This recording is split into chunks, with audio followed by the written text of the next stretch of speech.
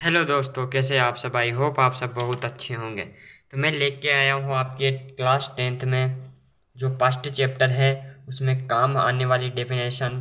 जो आपके मैथ्स में वास्तविक संख्या है फर्स्ट चैप्टर, उसमें काम आने वाले। पहले आपको फर्स्ट चैप्टर से को पढ़ने से पहले आपको ये संख्याओं का ज्ञान होना बहुत जरूरी है। तो हम स्टार्ट करते हैं। संख्या है आज का टॉपिक, है हमारा संख्या है, और संख्याओं का अध्याय करेंगे हम। ठीक है। सबसे पहले आती है हमारी प्राकृतिक संख्याएं। तो प्राकृतिक संख्याएं क्या होती हैं? गिनती की संख्याओं को प्राकृतिक संख्याएं कहते हैं। दोस्तों, प्राकृतिक संख्याएं किसे कहते हैं? गिनती की संख्याओं को प्राकृतिक संख्या कहते हैं। एक से अनंत तक प्राकृतिक संख्याएं होती है। यानी एक जैसे कि एक से प्राकृतिक संख्याएं स्टार्ट होती है और अनंत तक मतलब अनलिमिटेड होती हैं। ठीक है। एक सबसे छोटी प्राकृतिक संख्या, एक सबसे छोटी प्राकृतिक संख्या है। सबसे बड़ी प्राकृतिक संख्या है नहीं होती, क्योंकि वह अनंत तक होती है। योग एवं गुणन की सक्रियता के लिए सदैव स्रवंत होती है, किंतु व्यकलन एवं विभाजन के लिए सदैव स्रवंत हैं।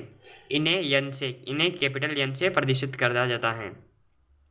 अब आती है सेकंड नंबर पे पूर्ण संख्या है। यदि प्राकृतिक संख्याओं में शून्य को भी शामिल किया जाए, यानी यानी जैसे कि एक से अनंत तक की संख्याओं को तो प्राकृतिक संख्याएं कहते हैं, और जीरो से अनंत तक की संख्याओं को पूर्ण संख्या कहते हैं। मतलब प्राकृतिक संख्याओं में जीरो को, एक से पहले जीरो को भी शामिल कर लिया जाए तो उसे पूर्ण संख्याएं कहते हैं। इन्हें पूर्ण संख्याओं को कैपिटल डब्ल्यू से व्यक्त किया जाता है। शून्य सबसे पूर्ण संख्या है, मतलब शून्य सबसे छोटी पूर्ण संख्या है, तथा कोई भी संख्याएं सबसे बड़ी नहीं होती, क्योंकि पूर्ण संख्याएं कौन सी बड़ी नहीं होती। अपूर्णांक संख्याएं आ गई हमारी। यदि पूर्ण संख्याओं के समूह में शून्य से छोटी संख्याओं के समूह को शामिल कर लिया जाए, मतलब शून्य से भी छोटी संख्या है, कौन सी है शून्य से सबसे छोटी संख्या? बताओ कमेंट में, बताओ फटाफट। अगर आपको नहीं आता तो मैं बताऊंगा, पहले आपको कमेंट में बताना है शून्य से छोटी संख्या है कौन सी। शून्य से छोटी संख्या होती है माइनस एक। ओके। अब कोई भी पूर्णांक सबसे छोटा एवं बड़ा नहीं होता। शून्य से छोटी संख्याएं ऋणात्मक पूर्णांक तथा शून्य से छोटी संख्याएं धनात्मक पूर्णांक कहलाती हैं। पूर्णांक संख्याओं का योग गुणन तथा व्यकलन के लिए सर्वंत होती हैं, किंतु विभाजन के लिए सदैव सर्वंत नहीं होती। अब आएगी हमारे परिमेय संख्याएं। बहुत बहुत इंपॉर्टेंट है। वे संख्याएं जो पूर्ण संख्याएं नहीं हैं, वो संख्याएं जो पूर्ण संख्याएं नहीं है, जिन्हें उन संख्याओं के विभाजन के रूप में लिखा जाता है, विभाजन के रूप में यानी p/q के रूप में लिखा जाता है, वो संख्याएं क्या कहलाती हैं? वो संख्याएं आपकी परिमेय संख्या कहलाती हैं। अब आ चुका है परिमेय संख्याओं का दशमलव रूपांतरण। जब हमें परिमेय संख्याओं को दशमलव संख्याओं में बदल देते हैं और इससे दो स्थितियां प्राप्त होती हैं। जब शेषफल शून्य हो जाता है तो परिमेय संख्याओं का दशमलव रूपांतरण निकल जाता है।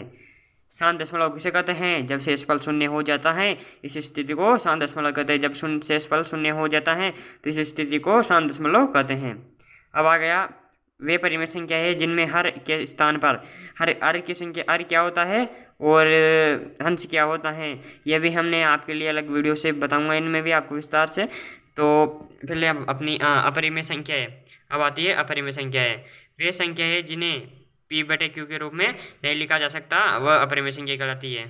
अपरिमेय संख्या का दशमलव रूपांतरण सदैव अशांत अनावर्ती होती है। अगली वीडियो में आपको अशांत अनावर्ती की डेफिनेशन भी बताएंगे, जैसे कि √2, √3, √5, √6, √7।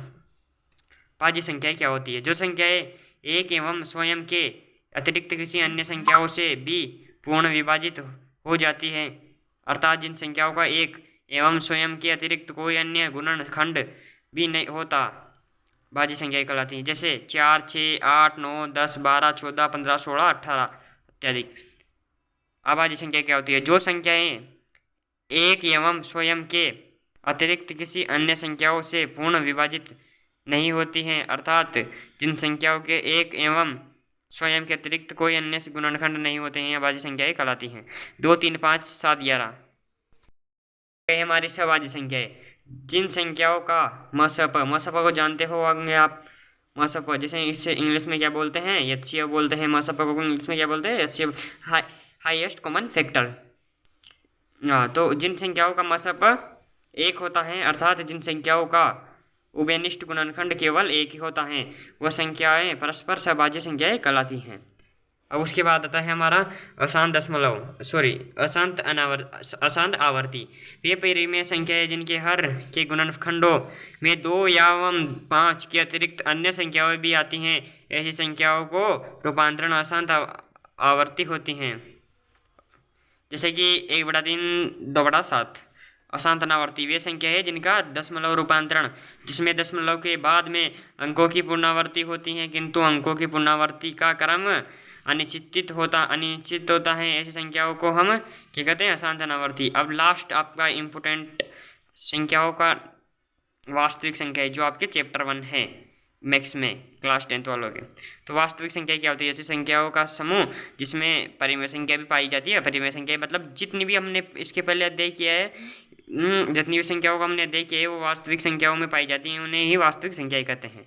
तो मैं ऐसा करता हूँ, धन्यवाद देता हूँ आपका कि आपको समझ में आया होगा। अगर आपको समझ में आया हो तो लाइक करना, कमेंट करना, चैनल को अगर नहीं हो तो सब्सक्राइब करना। मैं ऐसे ही पढ़ाई की वीडियो आपकी डालता रहूँगा, मतलब अपलोड करता रहूँगा। तो बाय बाय दोस्तों।